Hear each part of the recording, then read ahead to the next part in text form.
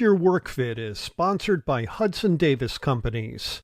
Start your brand's marketing and communications journey today at hudsondaviscommunications.com and hudsondaviscreative.com. I'm Dan Smolin. I built a successful executive career in marketing and communications before becoming a top headhunter and founding my own executive search firm. Now get this, every day, mainstream media runs stories in which old school bosses and thought leaders frame your work and workplace issues in ways that are often divisive and unmeaningful. And that's just crazy. The time has come for you to answer the question, what's your work fit? So that your work and career fit who you are, how you want to live, and what you want your lasting contributions to be. What's your work fit? It answers your questions and tackles the issues that keep you up at night about advancing your career in this time of workplace revolution. So let's get started.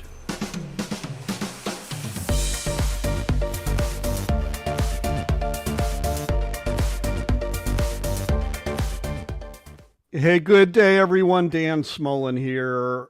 Welcome to everyone across North America and around the world. We're going to have a great show today. We'll get to that in a minute. But first, a little pitch. If you submit a future question to What's Your Work Fit, we will send you this embroidered What's Your Work Fit baseball cap.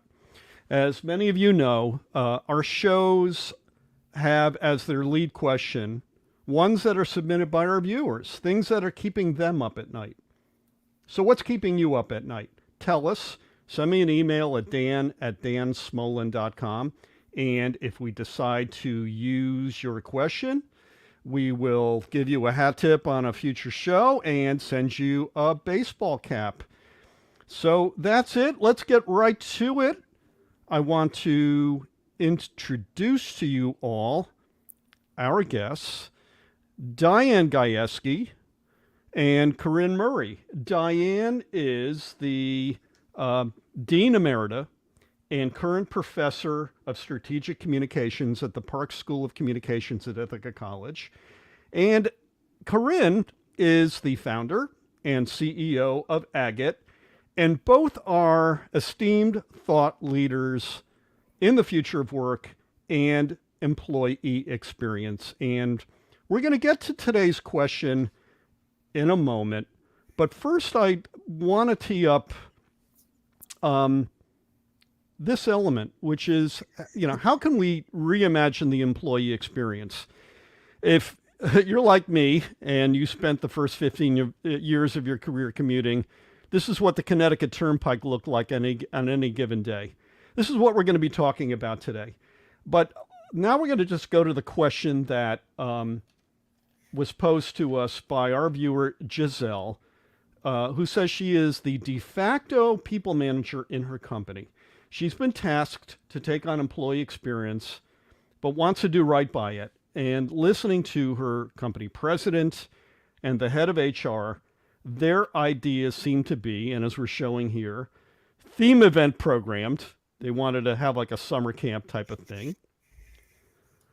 Forced fun, which is to break up the day with needless activities that get us farther away from our directives and our deliverables and get us out of the door on time. And perhaps the most favorite, celebrating everybody's birthday. So these are the things that Giselle says she's vexed by. And to my guests, I ask her question, which is, how can I reimagine the employee experience? I'm going to start with you, Diane. We've spoken to you about EX before. How can Giselle and other people managers like her reimagine the employee experience for positivity and also workplace benefit? What are your thoughts? Wow. Yeah. And I thank you, Dan, for inviting me. And I appreciate that lead question. It makes me giggle. And I guess that question and the way that it was framed really helps me jump into my approach. And I guess my question is, what do we mean when we say employee, and what do leaders and organizations feel that they owe or need to do to or with employees?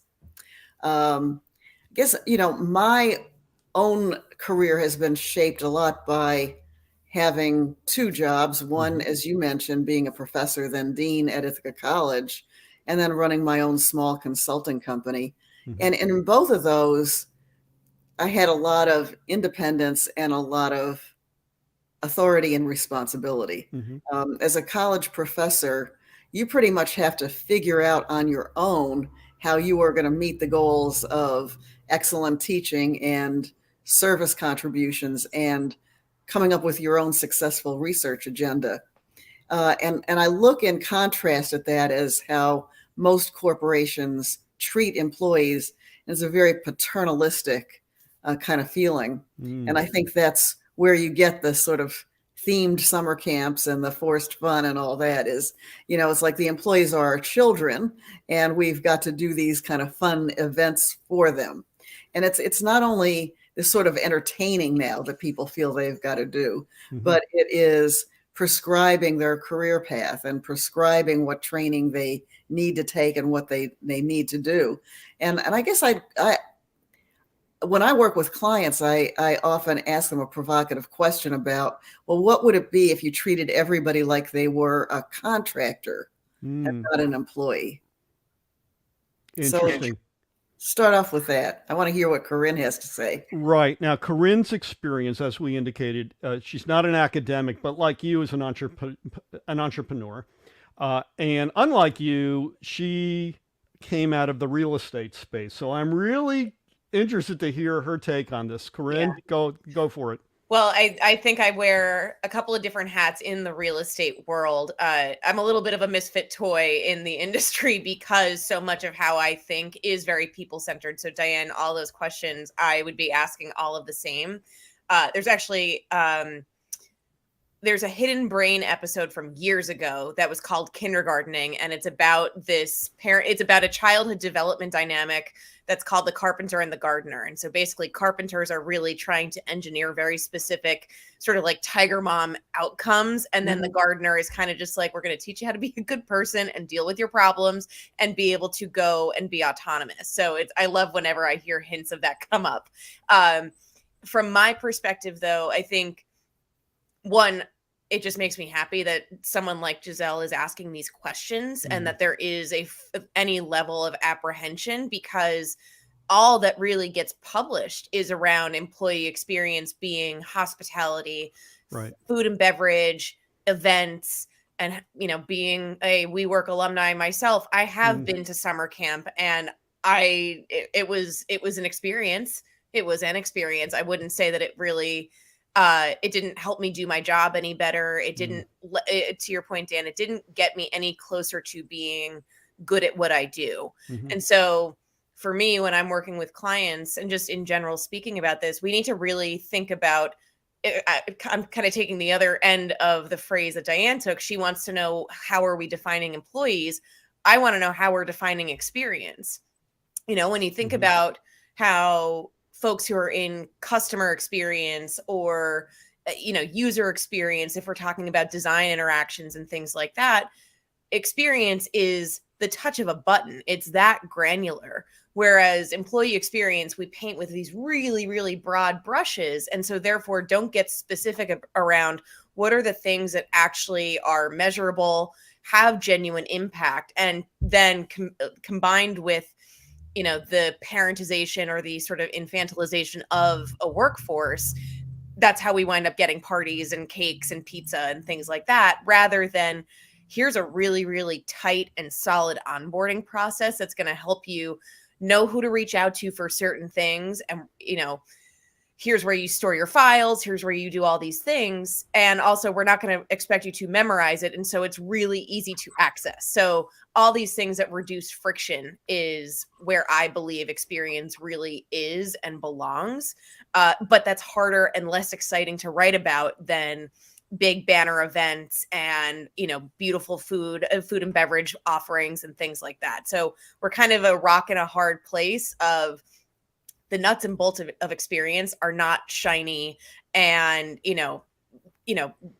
splashed on a front page or, something that you can say like, look at this. It's really just, we do this really well because we don't want it to get in your way. How do you feel about that, Diane? What you just said? You said it so well. So much about the employee experience is eliminating frustration, or as you put it, friction. People come to work because we hope their values and goals align with that of the organization, right? So they're coming there, they certainly want a pleasant atmosphere, but they're not expecting it to be fun. They're expecting to be able to recharge their brains and make good use of their time and make an impact and make a difference. And they want to do a good job.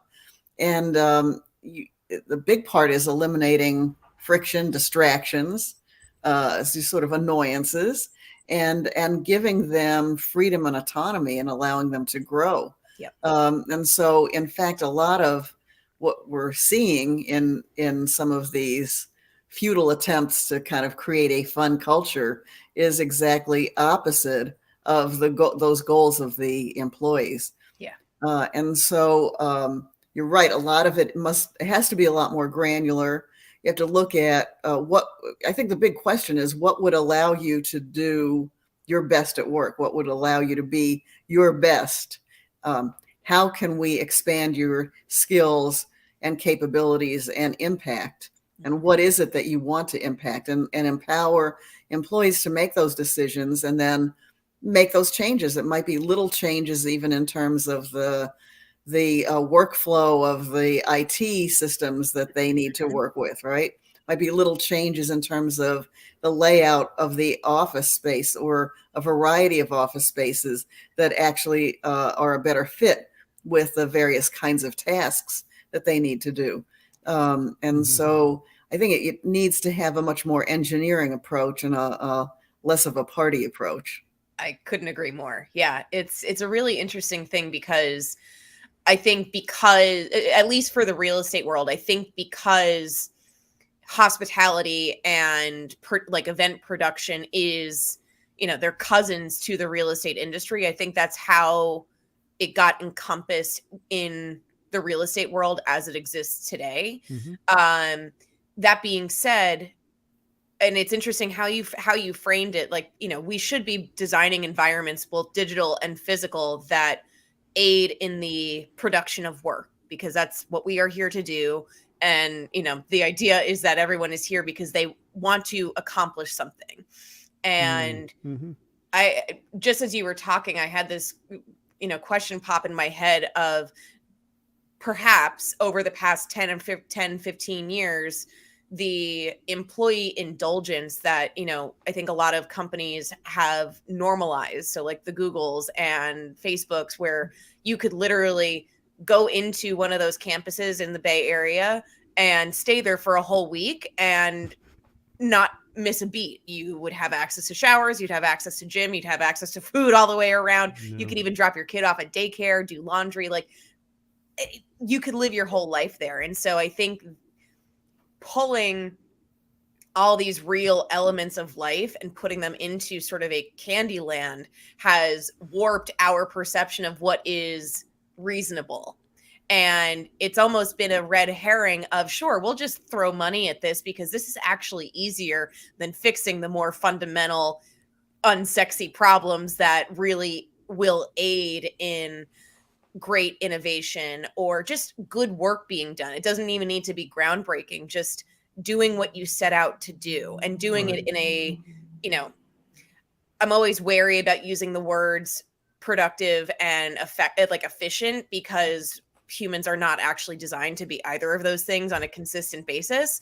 But creating the conditions for which people can deliver on an effective level. So, what are their objectives as professionals? What are their objectives as people? But then also just having a really solid foundation as a company to say, regardless of who you are, regardless of what generation you are, or whatever special needs you might have, you as a working individual need these things. You need Mm-hmm. focus. You need people time in a social setting. You need people time in meeting and collaboration. And here's how we deliver on that. And then everything else is you can sort of self-actualize to your heart's desire once we figure out and can guarantee the bottom of the pyramid. So we have a question in the queue, which we will get to in the moment. But I want to kind of speak for Giselle right now, who I believe is somebody who works for a company that would probably say it's kind of unsophisticated vis-a-vis future of work and all the things that we talk about. She was put into this job out of an administrative role by her company president, who she's known probably a long time, who probably wanted this off his desk and gave it to Giselle to deal with it, get it off my desk, deal with it. But Giselle, by all accounts, is seeing the mission-driven aspects of this and how it relates to her and her benefit to it. How do we help her start measuring the control versus test scenarios so that she gets better and better at this? I want to start with you, Corinne, and then Professor, you chime in, okay? Yeah, I think the simplest thing is really figuring out what's the pulse of the company, what's the pulse of where the people are at. And I think one of the easiest ways to design for good experience is to have a handle on what are the squeakiest wheels, what are the things that bring people the most amount of annoyance and friction and frustration, as we've said. So usually there's going to be 2 or 3 really loud things where if it's brought up, it's like, oh yeah, that, like where there's vitriol that's like kind of attached to this thing is really annoying. It could be really bad wayfinding and signage in your headquarters office and you don't know where to go. It could be, having too many modes of being able to communicate with someone that, messages fall through the cracks. All those things amount to experience. It's a very different way of going about it, but if you are actively saying, I want to, similar to the CEO saying, please take this off my desk, designing for good experience is what's bothering you that we can alleviate you of. That's really the premise of this, not how can we make you happy, because happy is fleeting. How do we make you it's a really interesting dynamic of we chase happiness, but really what we're looking for is what do we need to get out of your way to help you just be whatever you are. Right. Diane? You said it so well. I mean, and I think in many cases it's taking things away, not doing more stuff, right? Yeah. So, some of the ways that I've approached it I've worked with clients in various situations who are approaching these kinds of problems. I mean, one is if there are a number of employees in a particular similar kind of role that is critical to the organization. So it might be a call center, right? Or it might be people who are analysts. To spend some time just sitting with them and observing them, kind of taking almost an anthropological look at what their experience is. Spend a day with them, spend a day with that team, and talk to them about what's getting in their way, what's frustrating. Is there software that's not talking to another piece of software, or is their environment too distracting, or it doesn't have a place for collaboration and people are kind of standing over each other and not being able to work in a team in an appropriate way. And then just kind of getting their trust and talking to them and letting them imagine how this might be better.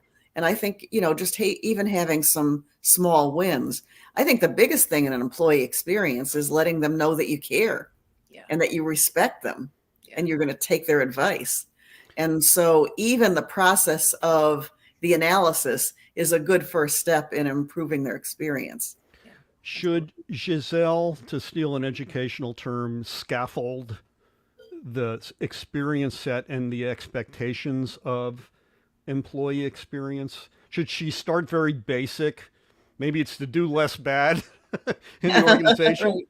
What are your thoughts? Yeah, I mean, that's a good way to look at it. I mean, I would start with a small win, because I think also people go out and say, well, we're going to have this big employee experience initiative or whatever. You're going to get the eye rolls, right? It's like, this is okay, flavor of the month, or what are you talking about? And I think to just kind of strip it of that sort of faddish language and go out and say, you're doing really important work here. We care about it. One of my tasks or one of my responsibilities is to help you have the environment that you need to do your best work. So what might that be like? And even if you spent a day with a team and ask them how, where, whatever, and take 2 top things and go and actually fix it. Forget about the parties and the banners and all that sort of thing. Just fix it, right? You don't need to go to summer camp if you have that stuff going well. Exactly. So just do something and then let it build from there. And then you might actually, find a little team that's interested in doing that. So maybe a team of people who have different kinds of insights into the organization, and give them, charge them and give them the resources to, on some kind of monthly, weekly basis, kind of go in and do similar kinds of analyses and interventions. Yeah, that's fascinating. I would say that the undercurrent to everything that we're saying is, we cannot tell people what good experience is. It is our duty to listen to them when they tell us what they believe it to be. And this is not, if you give a mouse a cookie, kind of just, we're going to indulge everything, but we're not the arbiters of good experience as the practitioners. We are the implementers, and we're the ones who help unearth what the really core tenets of good experience are, so that way it can be repeated. And I think that's the thing that gets lost, is experience, especially how execs talk about it and how we're kind of conditioned to talk about it, is we know what good experience is, and we're going to create it for you, and you're going to be so happy about it. You're going to be so excited. It's going to be awesome. Lizzo's going to be there. And right. And then think back to how many employees were actually at that event at Facebook. This was, I think, back in December, maybe. Right. The shiny stuff is not what actually works. It's like having cotton candy. It's cool for about 2.5 seconds, and then you start to crash. We need to be in the business of thinking of experience as like a hearty winter stew that's going to last and be enduring, and that kind of, like, we need to shift our mindset and what we associate experience with. That is so true. Years ago, I had a major client, major brand, and they had an internal concert with Linda Ronstadt. It was breathtakingly wonderful. And then Linda, the following week, the rails came off the train. Just amazing. Linda's not going to save a company. We love Linda, but right. I want to get to our viewer question. This is going to make Diane smile. From Stuart Katz, who is a colleague, an adjunct professor at the Park School, and also, like me, a graduate of the Park School. He asks, are there any EX touch points that cut across all jobs and industries, coal mine, ad agency, hospital, retail? And sorry, I never took any of your courses, Diane.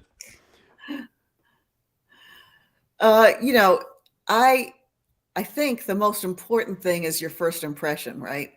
So EX starts with however somebody finds out about an employment opportunity and investigates it, and then goes through a job application, the search, the selection, and the onboarding. Right. That means everything, right? Because if you have employees who have a choice of where they're going to be, you're going to lose many of them right at the get-go. You're not even going to get them in the door, right? And that really sets the tone for then what their expectations are and how they behave. And then that becomes your culture, right? So again, any of these sort of events cannot make up the culture. The culture is how people interact and behave and how they make decisions on a day-to-day basis.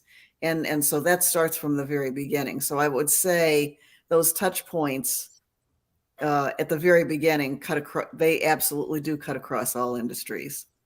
Yeah. To tie on to that, I'd say just any interaction between the company voice, so the voice of the executive team, and the royal we, for lack of a better analogy, Mm-hmm. as speaking to the employee base. The more that you speak to them as though they are peers, as though they were hired and they were trustworthy enough to be brought into the organization, the more that you continue that treatment of, you are an adult and you are hired because you are worthy of being here, that goes a long way. And that's relatively inexpensive in terms of culture and organizational transformation.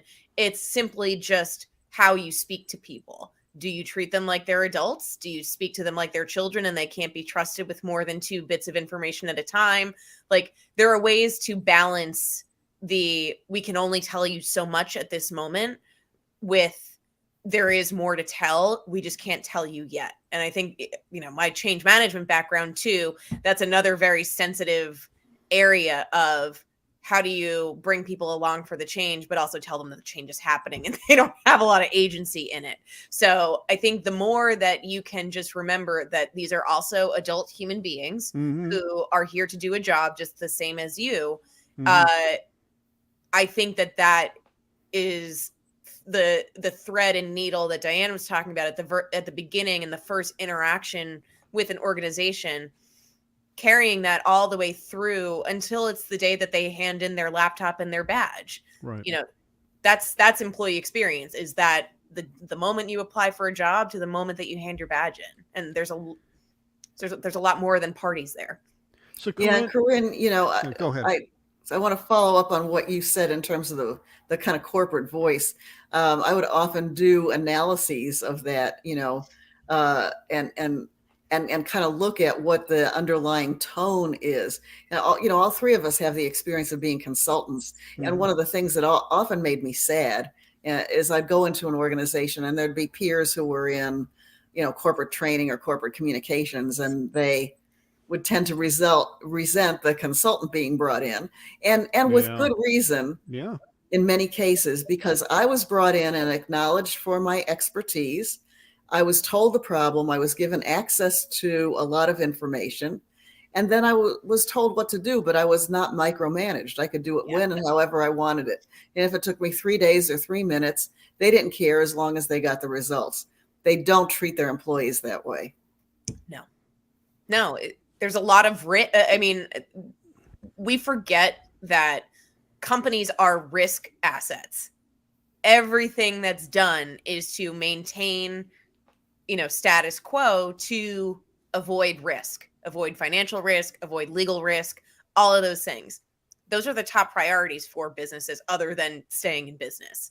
And that sometimes is in, pretty significant opposition with what we're describing as healthy experience. And so, the task for us in this next, 5-10 years is to really mitigate that gap between what operationally and from a risk perspective businesses need to be focused on, but also make more room for, it doesn't need to be a zero-sum game between employees having a good experience and feeling like they are treated as though they're adult human beings, and preserving the safety of an organization operating into the future. Right. I want to ask about a red hot issue, which is proximity bias. And that really falls in your wheelhouse, Corinne, given that you understand how leaseholders value that leasehold and they create palaces out of it. Yes. And how does I'm gonna loop this into Scott's question, which is, he just heard a story on the radio this morning in which Zuck says Meta employees who work in person get more done. By the way, just fired a whole boatload of people. Yeah. How does proximity bias factor into EX? And Diane, afterwards, I want to hear how you relate to this. Yeah. Proximity bias is it's been a very dangerous risk for a long time. I think that's how, dating far, far back, I think that the proximity bias is also what has kind of perpetrated women and folks of minority not getting access to the same type of opportunities and all the things like that. Because prior to computers being around, it literally was just, is your face in line of sight of whoever's making the decisions? And dating back far before I was even on this earth, that was the issue, and there were only men, and so therefore it just became this like cycle of, well, sure, you'll do, and then who do you know, and who's your son, and who's your nephew, and all that kind of stuff. So proximity bias has been a problem for a very long time. It has gotten amplified through I would say the past 10-15 years, when a lot of companies, specifically financial services companies in the post 2008 crash moment, started to densify their workplaces, offload unnecessary space, which folks paying attention to the tech sector, they're about to undergo that very same journey without really paying attention to the fact that they're not the first ones to undergo it. There was something in the news over the weekend about Google, doing desk sharing, as though it was the first that had ever been said. Right.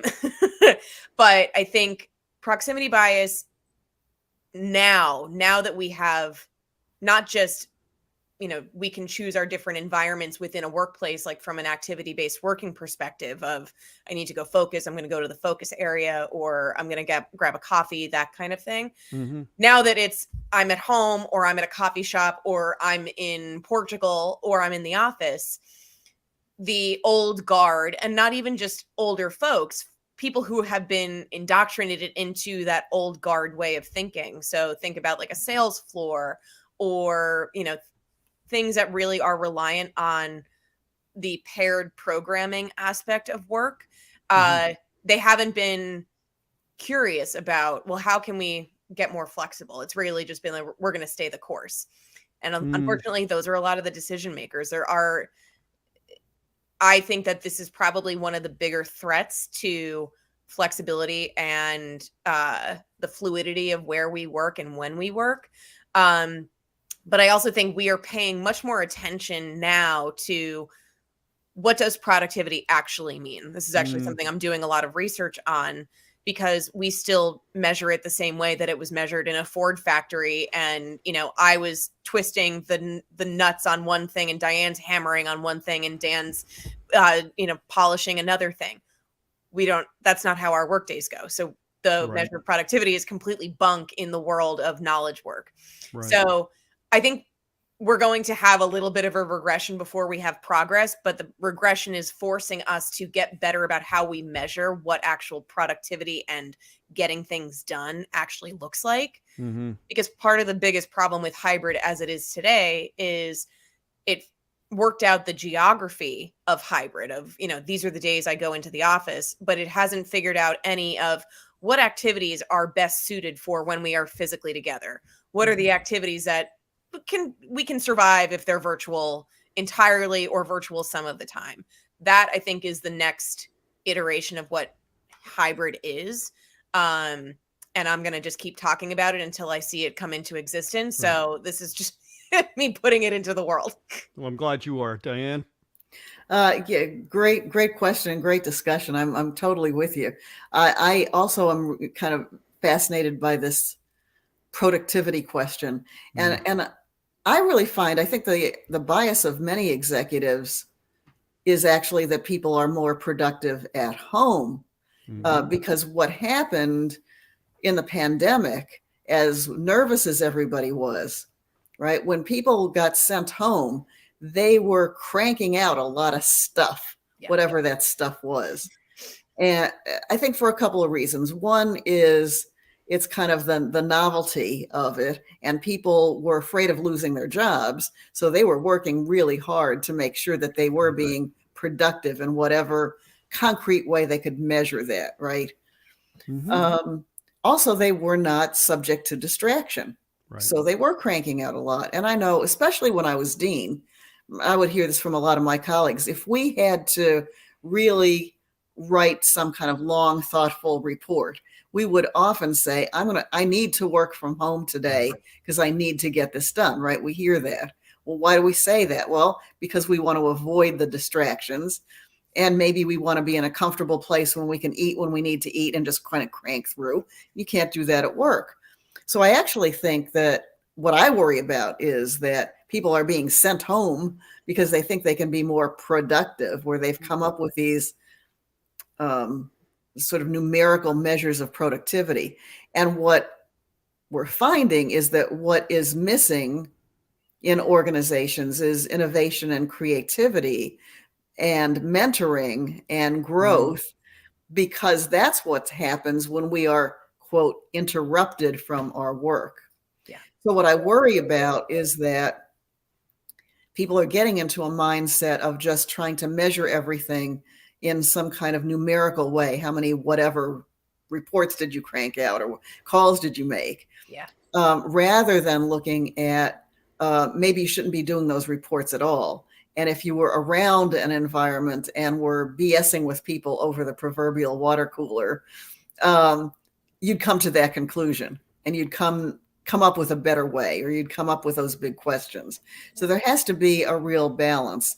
I do think that there are many reasons to be in a shared physical workspace. I think especially for younger employees, I know when I talk to my students, they don't want to work from home 100% of the time.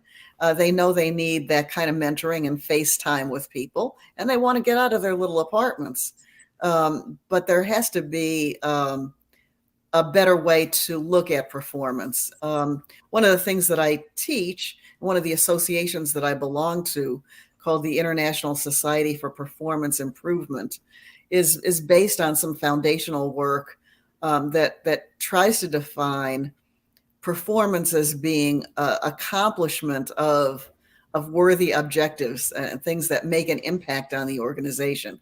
So it's not activity, it's worthy accomplishment. I like that. We are running out of time. I want to get you both back on together because this has been a riveting conversation, and I think actionable, hopefully to Giselle and others like her. But I'm sure a lot of people out here who are, they want to do right. They, we're not pampered children. We want to work hard. We want to be rewarded for our good efforts, obviously, but we want to be given the agency to do our work in a way that's both meaningful and successful, I guess you could say. So now comes the time, folks, where I want to ask you, what's your work fit? What attribute, condition, experience, place, or state of mind makes work a part of your day doing many meaningful things and not just your day? Corinne, what's your work fit? My work fit definitely does vary by the day. And it depends on the work that I'm doing. If I'm sitting on my computer and I have meetings, what you see is exactly what I get to experience. And I am very space sensitive, which isn't that surprising for someone who's worked in and around real estate for nearly 15 years. But also I do need that balance. And, I am an entrepreneur. My office is, my office address is my home address. And so being really diligent about getting out into the world just to have like ambient people time is really, really critical. So, to what Diane was saying with her young students who are now in the working world, I'm not a full believer that remote in that you are alone all the time is not the fit for anyone. You need to find that balance. And I live in Brooklyn. I have all these wonderful things that are just outside my door. And I've cut out a nice little slice of it for myself. Indeed, you have. Brooklyn's wonderful. Diane, what's your work fit? Well, like Corinne, I'm space sensitive, so I love working from my home office. I found a place that has a very unusual layout in that it was originally 2 stone barns. So one of those is the residence side, and one is a 2-story office side, and they're connected by a big kitchen, which is Oh. lovely. Not good for my diet, but Ah, good for other parts of my work fit. But I also cherish my ability to go into college and work with young people. I think my work fit is, like Corinne said, sort of having that variety. And also, I see myself as a connector. I see myself as somebody who can connect students to the outside world and be that bridge, and bring real world problems to them. And then being that bridge from academe to my clients in terms of bringing them new ideas from students and new perspectives and research that can be actionable. So that's what turns me on. that's wonderful. Amazing guests. And I've learned so much today, and it just feels like the tip of the iceberg. I look forward to bringing you both back on together. Have a wonderful day, Diane and Corinne, and to everybody tuning in today. Just have a great day and the rest of the week. We'll see you next week. Take care.